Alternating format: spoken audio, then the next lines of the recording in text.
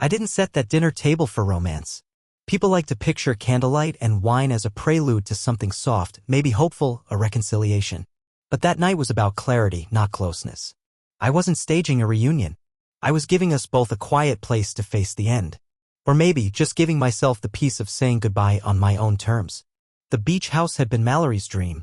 A tiny two-bedroom tucked along a curve of the Oregon coast where the water meets the cliffs like it's trying to pull the whole world under. The kind of place you visit and immediately imagine a future in: sand in your shoes, morning coffee with windows wide open, gulls screaming at the sea like they're arguing with God. She picked it. I paid for it. That was the rhythm of our marriage, her dreaming, me delivering. That night, the ocean was loud. Windy. Waves slapping against the rocks hard enough to make the glass rattle. Inside, I lit candles anyway, even though the place had plenty of electric light. It just seemed wrong to end a relationship under LEDs. I made her favorite: lemon butter halibut, roasted asparagus, and garlic mashed potatoes. Nothing fancy, just something I used to cook when we still liked each other. When making her dinner felt like a privilege instead of a performance. I opened the wine she'd brought back from a vineyard trip with her colleagues last year, Pinot Noir, Willamette Valley. She always said red helped her unwind. I wasn't drinking it to unwind, though. I needed something to fill the silence I knew was coming. She arrived around 7, just like she said she would. Punctual, polished, wearing jeans, boots, and a linen button-down with the sleeves rolled to her elbows, the kind of effortless, relaxed look she always managed to pull off like it took no thought. Her makeup was light, but flawless. Her smile, artificial. "Hey," she said as she stepped through the door. Her eyes flicked around the room, taking in the table. "Wow. This looks beautiful." "Glad you think so," I said. "Sit." She didn't ask questions. She didn't kiss me hello. She just sat down and unfolded her napkin with the same composure she used at company dinners or charity events. We started eating. At first, we made small talk. She asked about work. I asked about her drive. She said traffic was a mess. I nodded. She complimented the halibut. I thanked her. I let it go on longer than I should have. Maybe part of me wanted to see if she'd crack on her own. If her conscience would get loud enough to cut through the sound of chewing and clinking forks. But Mallory had gotten good at silence. Polished at evasion. It was part of what tipped me off months ago. Finally, I reached down to the sideboard and pulled out the folded sheet of paper I'd tucked there earlier that afternoon. One page. Printed in black and white. No drama. I slid it across the table, placed it next to her wine glass like I was handing her a menu. She glanced at it, brow creasing slightly. Then she picked it up and read. I watched her closely. Not for the reaction, I already knew she wouldn't give me one, but for the delay. The breath she held. The tiny flicker of realization. That half-second where her brain had to catch up to what her eyes were seeing. "What's this?" she asked, already knowing. "A reservation," I said calmly. "You told me you were in Seattle last weekend for the leadership retreat. Said your team booked a Marriott downtown." She nodded, still staring at the paper, flipping it over like maybe I'd only printed part of the truth. "And," she said carefully. "And I called HR Monday morning," I replied. "They said the retreat was postponed. Budget concerns." Her mouth opened a fraction, then closed again. She smiled, tight and defensive. Like I'd made a joke that didn't quite land. "You really called my job," she said, trying to sound amused. "That's a little much, James." "I didn't have to," I said, motioning toward the printout. This showed up in the joint email account. I had it linked to my phone for receipts. "You forgot to unlink it after you made the booking." She went still. Then leaned back, arms folded. "That doesn't prove anything," she said. "It's just a hotel stay." "It is," I agreed. "But look at the name on the guest list under yours." She glanced down again, slower this time. The page included a receipt from the hotel's sauna service couples appointment. 2 names, Mallory Connor and Ryan Kessler. Ryan. Her ex. The guy she said she hadn't spoken to in years. It got quiet. No wave outside could compete with that silence. When she finally spoke, her voice was measured. Too calm. "You're jumping to conclusions," she said. "It's a coincidence. I didn't know he was there. Maybe it was a work thing." "Coincidences don't book 2 robes for a steam room," I said, staring at her. She bristled. "Are you seriously accusing me of something based on a spa receipt?" "No," I said, picking up my wine. "I'm not accusing. I'm acknowledging." She stared at me, waiting. Like if she held her gaze long enough, I might blink and start backtracking. I didn't. "You know," she said finally, "if you spent this much energy planning dinners instead of detective work, maybe I wouldn't have needed the spa." It slipped out before she could stop it. Her eyes widened a fraction, realizing what she just admitted. I said nothing. Just tipped the glass to my lips and took a slow sip. That's when I saw it. Not panic. Not guilt. Defiance. Like she was daring me to push her further. Like I didn't have the right to ask what had happened to us. Why him? I asked softly. Not angry. Just curious. You told me he was toxic. That you left him because he made you feel small. She looked away, eyes fixed on the flickering candle beside the bread basket. For a long time, she said nothing. And then, he listened. I let those 2 words settle between us like dust on a broken vase. He listened, I repeated. And I didn't? She didn't respond. She didn't have to. The silence said enough. I stood up then. Not because I wanted to make a statement, but because I felt like if I stayed at the table a second longer, I might forget why I'd invited her here in the first place. I walked over to the kitchen, poured the last of the wine into my glass, and stared out at the water. The ocean was still crashing, unbothered by betrayal or broken promises. You should go, I said finally. I'll stay here tonight. You can have the house next weekend if you want it. I'll text you the door code. She didn't move. I could hear her breathing shallow, like she might say something, like she might try to salvage something with a speech or a tear. But she didn't. When the door closed behind her, I stayed right where I was, standing at the counter, glass in hand, listening to the wind. No closure. No screaming match. Just the sound of the tide rolling in and out over and over like it had nothing to prove. Because some endings don't need final words. Just confirmation. And I had mine. I didn't sleep that night. Not even a little. I laid down around midnight, lights off, blanket pulled up, but my mind refused to settle. The ocean kept pounding against the cliffs outside the beach house like it was trying to keep me awake. Every time I closed my eyes, they flew open again. It wasn't adrenaline. It wasn't even heartbreak. It was the slow, quiet panic of reality catching up. It's a strange thing when your brain starts connecting the dots. You think back on things that felt off but not alarming at the time, casual lies you told yourself were harmless because the alternative was too hard to face. But once you've seen proof, once the mask slips, everything before it starts to reframe. It's like flipping on a black light in a hotel room. The stains were always there. You just hadn't been looking for them. I stared up at the ceiling fan spinning above me. It groaned with every rotation, an old clunky thing that hadn't been oiled in years. Kind of like us, I thought. Something that used to work fine but now squealed under pressure, slow and useless but too stubborn to stop. The first memory that came to me was from early spring. She changed the password to our shared Netflix account. I found out on a Friday night when I got home late from work and tried to watch something, only to be told the password was invalid. When I asked her about it, she laughed and said it was probably a glitch. Said she'd reset it later. She never did. I let it go.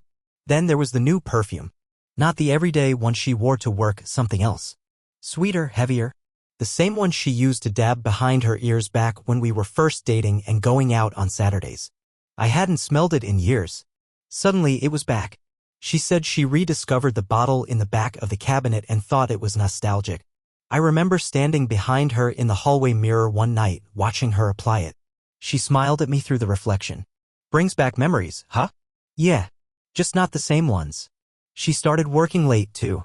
First once a week, then twice. At first, it made sense. Her department was in transition, new deadlines, fresh clients. But I knew most of her team worked remotely. Some even in other states. There were no meetings at headquarters, no events listed on the company calendar. One time I asked who she was meeting with. She said, just internal people. You wouldn't know them. Then she changed the subject before I could ask anything else. There was also the night I found her in the car, sitting in the driveway long after she pulled in. I was inside washing dishes when I realized the garage hadn't closed. When I stepped out to check, I saw her in the driver's seat, phone tilted slightly away from the window, whispering. The screen lit up just enough for me to see she was on a video call. When I opened the car door, she jumped like I'd thrown cold water on her. Slammed the phone down and smiled. Just finishing up a call, she said quickly.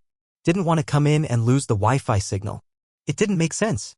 The Wi-Fi in our house was solid. But I nodded anyway and went back inside. Because that's what I did, over and over again, nodded and went back inside. I told myself not to be that guy. The insecure one. The suspicious husband who turns every minor change into a betrayal. But I see now that I wasn't paranoid. I was paying attention. And what I saw was someone slipping away. It wasn't that she became cold. She didn't snap at me or retreat into silence. It was the opposite. She became almost too cheerful. Effusive. Like she was playing a part. Mallory was always good at turning on charm when she needed it. She'd light up at a dinner party, work a room like she'd trained for it. But that smile, the one she wore when she was pretending to be fine? I started seeing that at home. Little things became rehearsed. Her "I love you's" were perfectly timed. Her stories from work sounded generic, like they'd been copied and pasted from a script. She stopped asking me real questions, not about my day, but about how I was doing. Emotionally. Spiritually. The way she used to when she cared. I remember one night, a month ago, I came home with flowers. Just because. I handed them to her, expecting that familiar bright reaction. Instead, she looked surprised. Awkward even. Like I'd disrupted something. "These are wow. Thanks," she said, giving me a kiss on the cheek. Then she went to put them in water, and that was it. No smile. No real gratitude. She didn't even ask what made me think to bring them. They wilted in the vase within 3 days. She never changed the water. And now, lying there in that bed while the wind whipped through the cracks in the beach house windows, I couldn't stop rewinding all of it, every quiet moment that had asked me to notice. Every meeting that ran late. Every vague explanation. Every fake laugh. Every "you're being dramatic" that was meant to make me feel like the crazy one. She didn't grow distant. She grew occupied. I was no longer the main storyline. I was background noise. I was comfort, stability, a fallback. And I think deep down I'd known it for longer than I wanted to admit. She wasn't confused or overwhelmed. She was in love with someone else. And not in the messy, accidental way people like to describe when they want to forgive themselves. No. This wasn't a lapse in judgment. This was effort. Planning. A separate life crafted carefully within the bones of ours. It was the realization that undid me. Not the betrayal itself, but the quiet diligence with which it was carried out. She had time to cover her tracks. She had enough consideration to delete texts, book hotels under vague names, create calendar events that meant nothing. She had the presence of mind to keep me from suspecting, but not enough decency to stop herself from doing it in the first place. That's the part that really sank in. This wasn't a fling. This wasn't a drunken mistake. It was continuity. It was intention. She was living one life with me and another when I wasn't looking. And at some point, I stopped being her partner and became her excuse. Around 4:30 a.m., I got up and stood barefoot by the window. The sky was just beginning to lighten. Pale gray bruises creeping in from the horizon. I looked out at the water, the same waves we used to walk beside, hand in hand, barefoot and stupid with love. And all I could think was, I don't even know who she is anymore. I watched the tide roll out, slow and merciless. And I knew whatever hope I had been holding onto, however small, I had gone out with it. The next morning didn't feel like morning. It felt like a hangover without the alcohol. Just the heaviness. That weird fog in your head where time feels both frozen and accelerated, like everything's moving fast around you, but you're stuck, unable to catch up. The sun was already up, streaking through the windows of the beach house, but I didn't move. Not at first. I just lay there, flat on my back, watching the dust swirl in the light. The bedsheets smelled like salt and Mallory's perfume still lingered faintly on her pillow. That detail turned my stomach. Around 9 a.m., my phone buzzed on the nightstand. I ignored it. Then it buzzed again. Then once more. That finally broke through. I rolled over and grabbed it without checking the sender, muscle memory. I figured it might be a work email or maybe Mallory sending some half-hearted follow-up to the night before. But it wasn't her. It was a message from Gabe. Gabe's an old friend of mine. We went to college together, both ended up in Portland, and while we drifted a little over the years, we stayed close enough to catch up every few months. What made Gabe relevant now, painfully relevant, was where he worked. He was head of night security at a boutique hotel just outside the city. The kind of place with privacy screens for VIP guests and an unspoken "what happens here, stays here" vibe. I opened the message. No text. Just a photo. It took me a few seconds to understand what I was looking at. The camera angle was slightly elevated, probably from one of the ceiling domes in the spa corridor. The lighting was soft and warm. And there she was, Mallory, clear as day, walking side by side with Ryan Kessler. Her ex. Her ghost from the past. The guy she swore she'd blocked, deleted, and left behind. Both of them were in robes, barefoot. Her hair pulled back in a messy bun like she'd just come from the sauna. They weren't touching, but their bodies leaned toward each other, almost unconsciously. His head was angled toward hers like he'd just whispered something. She was smiling. Not politely. Not like she was tolerating someone she bumped into unexpectedly. No, this was int asterisk Macy. Familiarity. I stared at the image, unmoving. Then Gabe followed up with another message. Didn't know it was her until I saw the name in the system this morning. Figured you'd want to know, man. I'm sorry. I didn't respond. Not because I was mad at Gabe, far from it, but because I didn't know what to say. There are moments when the truth arrives so definitively, so painfully clear, that it doesn't leave room for words. Just silence. And this was one of them. I stared at the photo for what felt like forever. And then, it happened. A new message popped up on my screen. This time, from Mallory. At first, it was just a preview on the lock screen. One line. I need to tell you something. I opened it. There were more messages already stacked behind that one. You probably already know. I wasn't going to say anything, but that wouldn't be fair. It happened. I was with him. I'm sorry, James. That last line didn't even register at first. I read it and felt nothing. No fresh shock. No spike of rage. The picture had already burned the reality into me. Her words weren't confessions, they were confirmations. Evidence submitted after the verdict. I set the phone down. Walked out to the deck. The cold hit me instantly. The kind of chill that makes your fingers sting. I wasn't dressed for the wind, but I didn't care. I gripped the railing and stared out at the water like it might give me a reason not to fall apart. She admitted it. She said the words. I was with him. That phrase kept bouncing around in my skull like an echo in an empty hall. Not I made a mistake. Not I lost control. Not it was one night and it didn't mean anything. No excuses. No tears. Just a sterile, surgical admission. She hadn't been confused. She had made a choice. A deliberate, conscious, fully lucid choice to go back to someone she claimed was toxic. To someone she'd cried about when we were first dating. Told me stories about how he'd manipulated her, how he'd made her feel invisible. And now she was in a sauna with him. In a robe. At a hotel she had told me was for work. This wasn't some moment of weakness. This wasn't about alcohol or blurred lines or a fight we'd had. This was a plan. A scheduled escape. Probably the result of months of contact I hadn't known about. Texts, calls, maybe burner accounts. All orchestrated to keep me in the dark while she slid deeper into another life. And then the rest of it began crashing in. I started remembering things with a new kind of clarity. Not just suspicions, full replays of moments I hadn't thought twice about. The work dinners she told me were all team, no spouses. The new gym membership she signed up for across town. Even though there was a perfectly good 5 minutes from our place. The glamping trip with her 2 girlfriends that suddenly had no Instagram posts, no selfies, and very few details afterward. I remember how vague she was when I asked how it went. It was fine, she'd said. Relaxing. Yeah. I bet it was. I went back inside and stared at my phone again. I didn't open her messages this time. I didn't need to. The facts were already laid bare. She hadn't just cheated. She had rewritten a section of her life. A secret chapter that ran parallel to ours. Probably filled with giggles over hidden texts, cautious kisses stolen between meetings, whole weekends folded into lies. And then her returning to me, slipping back into our bed, curling into my side like she still belonged there. It made me sick. Not in a theatrical, screaming at the sky kind of way, but in that cold, hollow sense that you've been played. Played well. Like a character in a story you thought you were writing, only to realize you were just filler dialogue between the real scenes. I didn't text her back. I didn't call.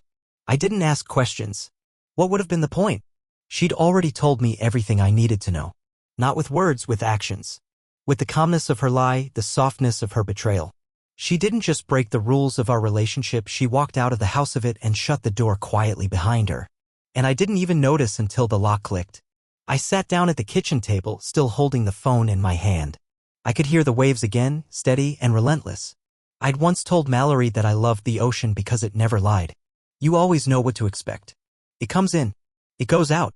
It never promises more than it can give. She laughed when I said that. Thought it was too poetic for a real estate guy.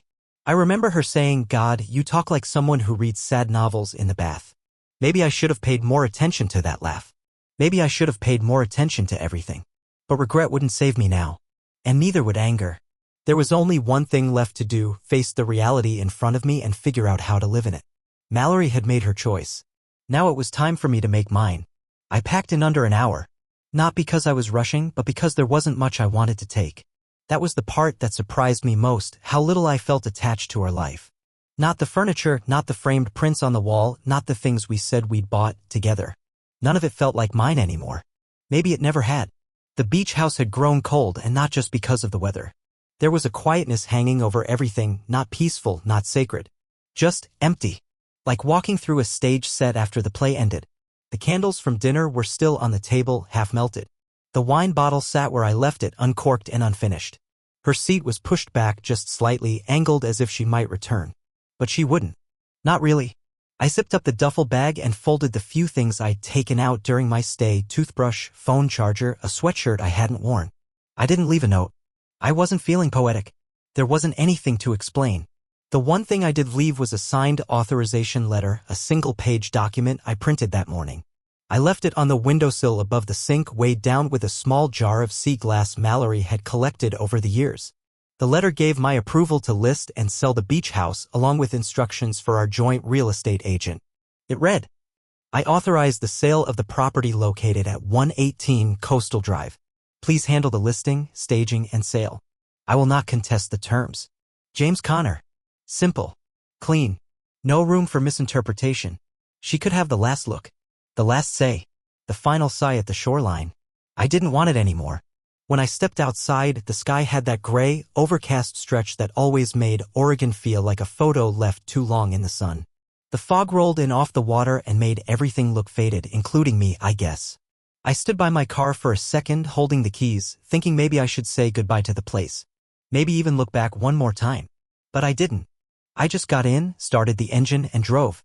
The ride home was quiet. No music, no podcasts. Just the sound of the tires slicing through wet pavement. I passed towns we'd stopped in before, the diner where she made fun of my scrambled eggs, the gas station with the crooked sign we laughed at once. All of it now felt like a rerun of someone else's memories. Things we lived through, sure, but no longer mine to keep. By the time I pulled into the driveway of our house in Portland, the rain had started again. Light, but steady. Mallory's car was there, parked neatly in her usual spot, right under the maple tree we planted during our second year of marriage. That tree had grown crooked too. Everything had. I grabbed my bag and walked in through the back like I always did. The scent of her perfume hit me before I even turned the corner. She was in the living room, sitting cross-legged on the rug with her laptop open, pretending to read an email. When she saw me, her face shifted, not with shock or guilt. With preparation. Hey, she said. Like I was just back from the store. I didn't respond. I walked past her into the kitchen and placed the keys to the beach house on the counter. James, she tried again. Can we just talk? I turned to face her. She looked nervous but composed. The same expression she used in boardrooms, in arguments, in any situation where she wanted control. There's nothing to talk about, I said quietly. I know I hurt you, she said, standing now. But can you just let me explain? It wasn't about love or trying to replace you, it was a choice, I interrupted. She blinked. It was a choice, Mallory, I said. A consistent one. Over and over again, behind my back, through lies, through planning. Not a mistake. Not an accident. You decided to build a second life while keeping me as your emotional plan A. And I'm not interested in being anyone's backup anymore. Her mouth opened, but I raised a hand to stop her. I'm not here to argue, I said. I'm not here to hear you twist this into a story where we both carry blame equally. I know who I was in this marriage. I know what I gave. And I know what you took. She looked down. Her arms were crossed tightly now, defensive, like she was bracing for impact that never came. I've left instructions for the beach house, I continued. Sell it. Keep your share. I don't care. I'll sign whatever you send over as long as it's fair. I don't want revenge. I just want distance. I turned to walk back toward the bedroom to grab the rest of my things, and she followed, her voice rising now. James, please, she said. You're not even going to fight for this? For us? We had something real. I lost track of it, I admit that, but I didn't stop loving you. Then you have a strange way of showing it, I said, my tone still calm, still quiet. She hesitated, lips pressed together, jaw trembling. You never gave me a chance to fix it. No, I said, meeting her eyes. You never gave me a chance to stop it. And that was the truth, wasn't it? By the time I suspected anything, it had already happened. The damage was done. The door had been opened, closed, and bolted again behind me. She wasn't coming back from it, and I wasn't asking her to. I went into the bedroom and finished packing the rest of my clothes. Just essentials. Enough to get me through the next few weeks. When I came back out, she was sitting on the edge of the couch, hunched over, her face buried in her hands. I didn't speak. I didn't reach for her. This wasn't a movie. There was no speech that would make this less true. I grabbed my bag, walked to the front door, and paused. One last look. Not at her. At the space we'd shared. The crooked rug. The dent in the wall from when we moved in the bookshelf ourselves. The framed photo from that New Mexico trip, the one she insisted on blowing up even though it was out of focus. All of it once meant something. Now it was just evidence. Of time. Of effort. Of loss. Goodbye, Mallory, I said. She didn't reply. Or maybe she did. I was already halfway down the porch steps by then. I tossed the bag into the trunk and slid into the driver's seat. The rain kept coming, streaking across the windshield like someone trying to wipe away a memory. I sat there for a moment, hands on the wheel, heart strangely still. Then I drove away. No looking back. Because I wasn't angry. I was already gone. I didn't go home that night. I didn't even type the address into my GPS. I just drove. Out of the neighborhood, out of the city, past the last exit that might have pulled me back into that life. I wasn't looking for a destination. Just distance. Space from the house, the history, her. Eventually, I ended up at a roadside motel about 40 minutes outside Portland, tucked behind a gas station and a faded billboard that once advertised saltwater taffy. The neon vacancy sign flickered like it was struggling to stay relevant. The woman at the front desk didn't ask questions when I checked in, just slid over a key and told me the ice machine was broken. Room 206. The walls were yellow in a way that used to be white. The bedspread had a pattern that looked like someone had tried to camouflage a stain with design.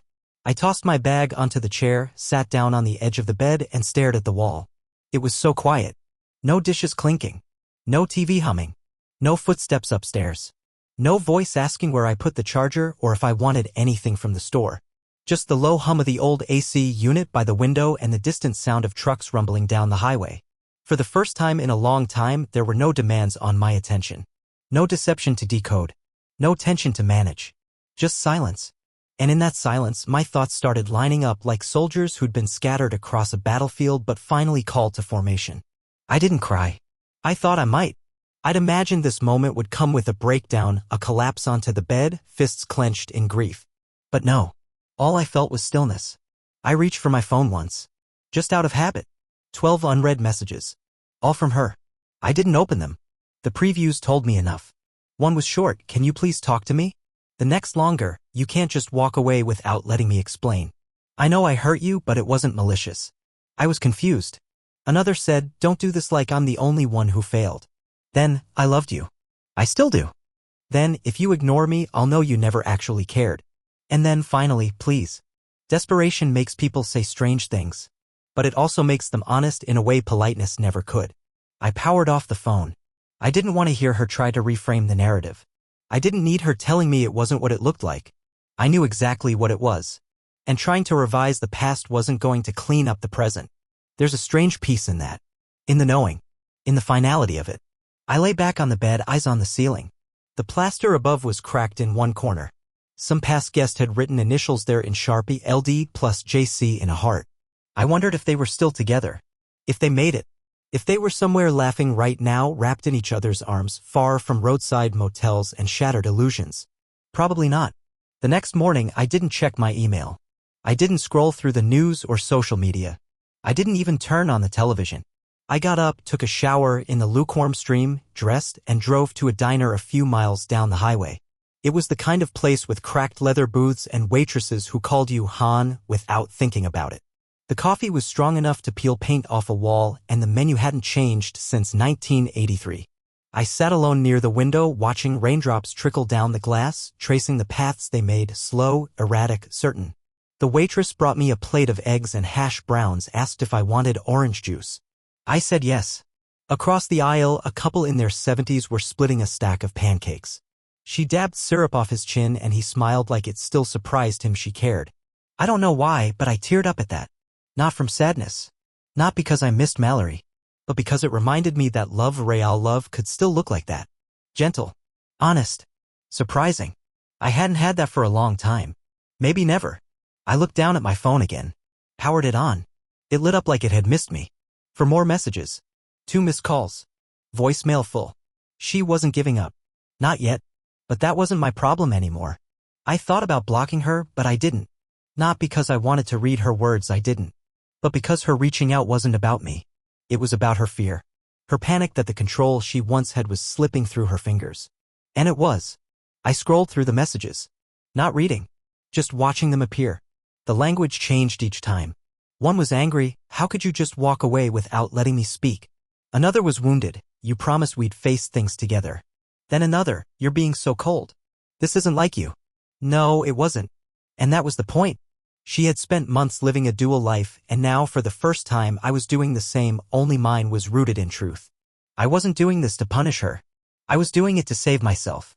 Later that day, I drove again. Not far. Just up the coast, then inland through the kind of small towns where people wave from their front porches without knowing your name.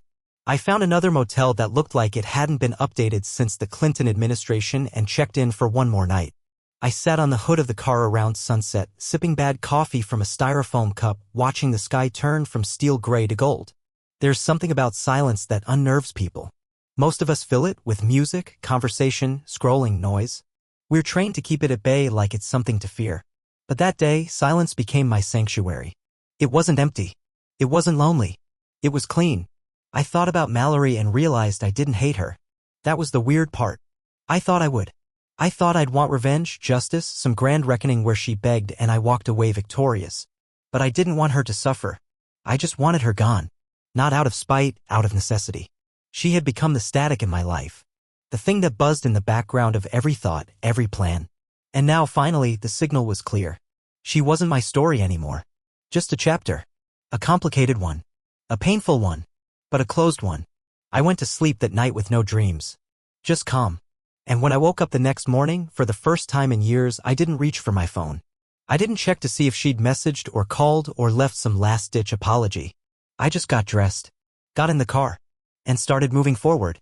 Not with rage. Not with regret.